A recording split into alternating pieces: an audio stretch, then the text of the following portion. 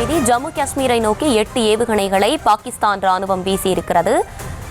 ஜம்மு காஷ்மீரின் அக்னூர் பகுதியை நோக்கி வந்த ஏவுகணை தாக்கி அழிக்கப்பட்டிருக்கிறது. தொடர்பான அந்த அண்மை செய்தியை பார்த்து வருகிறோம். விமான நிலையத்தை நோக்கி வந்த ஏவுகணையும் நடுவானில் இடைமறித்து அழிக்கப்பட்டிருக்கிறது. ஜம்மு காஷ்மீரை நோக்கி 8 ஏவுகணைகளை பாகிஸ்தான் ராணுவம் வீசி இருக்கக்கூடிய நிலையில் அது அழிக்கப்பட்டிருக்கிறது. தொடர்பான அந்த அண்மை செய்தியை தற்போது பார்த்து வருகிறோம். ஜம்மு காஷ்மீர் விமான நிலையத்தை நோக்கி பாகிஸ்தான் ட்ரோன் தாக்குதல் முயற்சியில் ஈடுபட்டிருந்த நிலையில் எல்ஓசி அருகே உள்ள விமான நிலையத்தை நோக்கி வந்த ஏவுகணையும் நடுவானில் இடைமறித்து அழிக்கப்பட்டிருக்கிறது. ஜம்மு காஷ்மீரை நோக்கி வந்த 8 ஏவுகணைகளை வீசிய பாகிஸ்தான் ராணுவம் தற்போது அந்த 8 ஏவுகணைகளும் இடைமறித்து அழிக்கப்பட்டிருக்கிறது. தொடர்ந்து விரிவான விவரங்களோடு இணைகிறார் செய்தியாளர் மதியழகன். மதியழகன், வணக்கம். விவரங்களை வழங்கலாம். ஜம்முவை நோக்கி 8 ஏவுகணைகளை பாகிஸ்தான் ஏவி இருக்கிறது. ஆனால் இந்த 8 ஏவுகணைகளுமே வெற்றிகரமாக இந்திய ராணுவத்தால் இடைமறித்து அளிக்கப்பட்டு இருக்கிறது.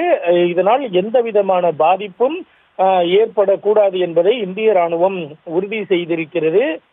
எல்லையின் பல்வேறு பகுதிகளை குறிவைத்து தொடர்ச்சியாக அத்துமீறி பாகிஸ்தான் தாக்குதல் நடத்தி வரக்கூடிய நிலையில் அதில் 16 பேர் உயிரிழந்ததாக அதிகாரப்பூர்வமாக மத்திய அரசு சார்பில் அறிவிக்கப்பட்டிருந்த நிலையில் தற்பொழுது மீண்டும் இது போன்ற ஒரு தாக்குதல் சம்பவத்தை பாகிஸ்தான் மேற்கொண்டிருக்கிறது. இன்று காலையே நாம் செய்திகளில் பார்த்தோம்.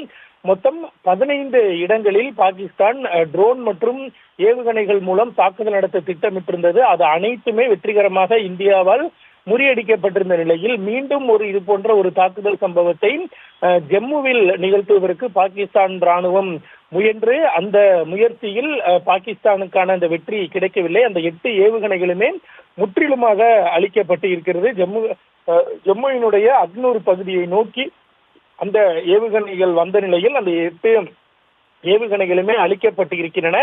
அது மட்டுமில்லாமல் ஜம்மு விமான நிலையத்தை குறிவைத்தும் இந்த ஏவுகணைகள் ஏவப்பட்டு இருக்கின்றன. அதுவும் முற்றிலுமாக அழிக்கப்பட்டு இருக்கிறது. இதனால் எந்த விதமான பாதிப்பும் தற்பொழுது வரை இல்லை என்று இந்திய தகவல்கள் வெளியாகி இருக்கின்றன.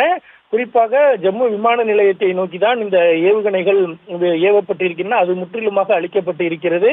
இந்த நிலையில் ஜம்மு காஷ்மீர், ராஜஸ்தான், பஞ்சாப் உள்ளிட்ட 3 எல்லையோர மாநிலங்கள், இந்த 3 மாநிலங்களும் பாகிஸ்தானுடன் எல்லையை பகிர்ந்து கொள்ளக்கூடிய மாநிலங்கள். எனவே இந்த 3 மாநிலங்களிலும் முற்றிலுமாக மின்சாரமானது துண்டிக்கப்பட்டிருப்பதாகவும் தகவல்கள் தற்பொழுது வெளியாகி இருக்கின்றன. அதாவது இந்த 3 மாநிலங்களிலுமே பாகிஸ்தான் தொடர்ச்சியாக அத்துமீறி வரக்கூடிய நிலையில் தற்பொழுது இந்த தாக்குதலை, அதாவது ஜம்முவில் முயற்சிக்கப்பட்ட தாக்குதலை இந்திய ராணுவம் வெற்றிகரமாக தடுத்து நிறுத்தி இருக்கிறது. S-400 சுதர்சன் சக்ரா என்று சொல்லக்கூடிய அந்த வான் பாதுகாப்பு முறையை பின்பற்றி தான் தற்பொழுது இந்த தாக்குதலையும் இந்தியாவானது தடுத்து நிறுத்தி இருக்கிறது. ஏற்கனவே காலையில் நாம் பார்த்தோம், 15 இடங்களில் பாகிஸ்தான் முயற்சி செய்த வான்வெளி தாக்குதலும் அந்த அமைப்பை பின்பற்றி தான் முறியடிக்கப்பட்டன. மீண்டும் அதே முறை பின்பற்றப்பட்டு தற்பொழுது ஜம்முவிலும் பாகிஸ்தானினுடைய அந்த தாக்குதல் முயற்சியானது இந்தியாவில் வெற்றிகரமாக முறியடிக்கப்பட்டு இருக்கிறது. பாகிஸ்தானினுடைய இந்த நடவடிக்கையை தொடர்ந்து மீண்டும் ஒரு பதற்றமான சூழல் நிலவி வருகிறது. எனவே 3 மாநிலங்களிலும், 3 எல்லையோர மாநிலங்களான ஜம்மு காஷ்மீர், பாகிஸ்தான், ராஜஸ்தான் என 3 மாநிலங்களிலும் பாதுகாப்பானது தற்பொழுது அதிகப்படுத்தப்பட்டு இருக்கிறது. பாதுகாப்பு படை உஷார்படுத்தப்பட்டு பாதுகாப்பு நடவடிக்கைகள் துரிதப்படுத்தப்பட்டு இருக்கின்றன. மேலும் 3 மாநிலங்களிலும் மின்சாரம் துண்டிக்கப்பட்டிருக்கிறது.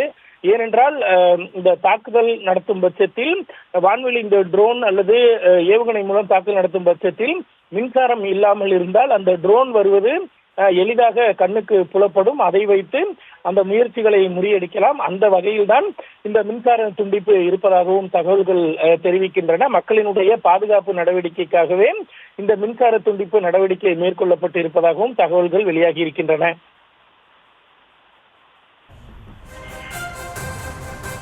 இப்போ ட்ரோன் மற்றும் ஏவுகணைன்னு 2மே ஏவப்பட்டிருக்கு, 2மே தாக்கி அழிக்கப்பட்டிருக்கா? இப்போ அங்கே மின்வெட்டு ஏற்பட்டிருப்பதாக சொல்லியிருக்கீங்க. மக்களுடைய பாதுகாப்புக்காக தொடர்ந்து வேறு என்னென்ன பாதுகாப்பு ஏற்பாடுகள் எல்லாம் செய்யப்பட்டிருக்கு அந்தந்த பகுதிகளில்? அது பற்றிய விவரங்கள் என்ன?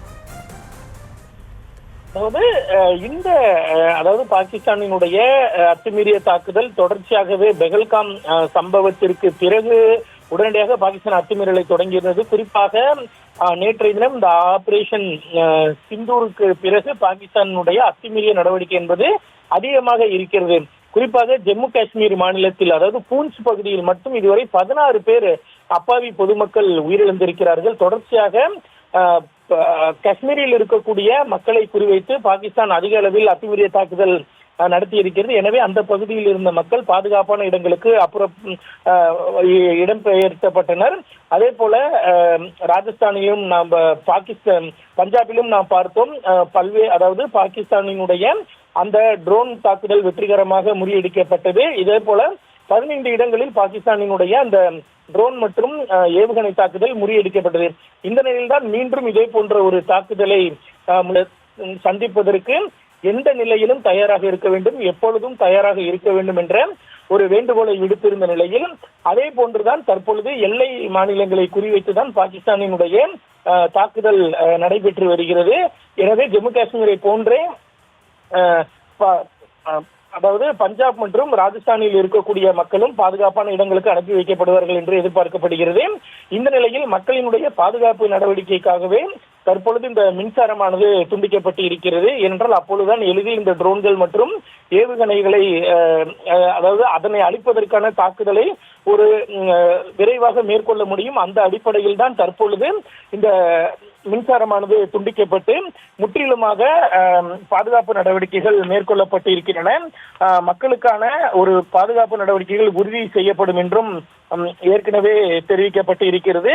பாகிஸ்தானினுடைய அனைத்து முயற்சிகளும் முற்றிலுமாக முறியடிக்கப்பட்டு வருகின்றன. காலையில் 15 ஏவுகணைகள், தற்பொழுது 8 ஏவுகணைகள் என தொடர்ச்சியாக முறியடிக்கப்பட்டு வருகின்றன.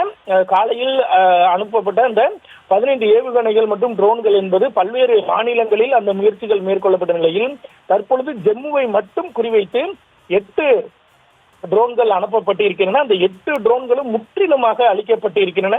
குறிப்பாக ஜம்மு விமான நிலையம் இலக்காக வைக்கப்பட்டது, அதுவும் தற்பொழுது முறியடிக்கப்பட்டு இருக்கிறது. இந்த ட்ரோன் தாக்குதலை அடுத்து ஜம்மு பகுதி முழுவதும் அந்த ஆபத்துக்கால சைரன் ஒலிக்கப்பட்டு மக்கள் தற்பொழுது மக்களுக்கான அந்த முன்னெச்சரிக்கை நடவடிக்கை மேற்கொள்ளப்பட்டு இருக்கிறது. அந்த ட்ரோன் அந்த அவசர கால ஒலியை கேட்கும் பொழுது மக்கள் தங்களது பாதுகாப்பை உறுதி செய்வார்கள். அதுவும் அடுத்தபடியாக மின்சாரமானது துண்டிக்கப்பட்டு இருக்கிறது.